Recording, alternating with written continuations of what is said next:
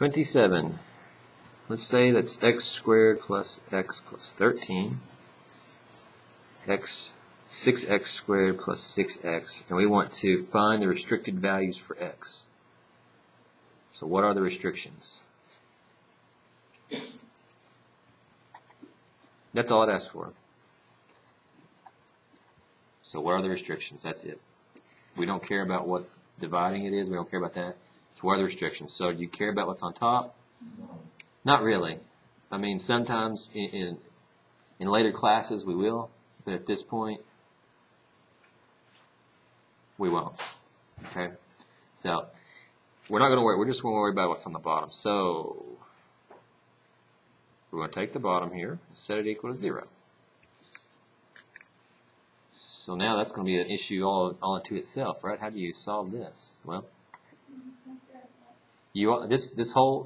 all we've been talking about so far is factoring. So you should be able to solve all these by factoring. So you can factor out a 6x. Always keep that in the back of your head that I want to try to factor when it's possible. So what would that turn into? X plus 1. Well, that's neat because I'm multiplying two things together, right? You don't usually write it like this, but I'm multiplying two things together, right? Anything times 0 is 0. So if this was 0, what if 6x equaled 0? If that thing right there was 0, I don't care what this is, I'd get 0, right? If I could plug a number in for x and turn that into 0, I don't care what happens here, 0 times anything is 0. So what would you have to plug in for x here to get this to turn into 0? Well, if you don't know, you just set it equal and just, well, x is 0. So hang with me here. I'm just going to explain this once, and then just to make sure you understand what's going on. If I plug 0 in here, I get 0. 6 times 0 is 0. And what is 0 plus 1? 1. Well, I don't care what happens there, because 0 times anything is 0. That's the reason why that I'm doing this. But you know what? It happens both ways, doesn't it?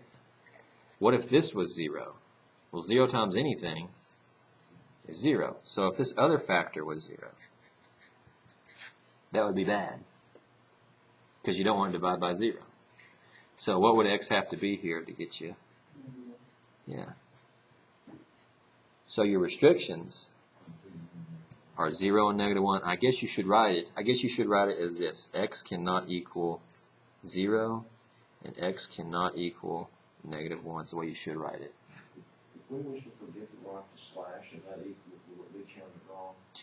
No, I mean I don't think if you forgot the slash, it depends on how it's worded. I mean it's all about. If you had all this, then that's just, don't worry about it. Don't sweat the small stuff, basically. Okay? Because I mean I don't think that'll be a big deal. But I mean be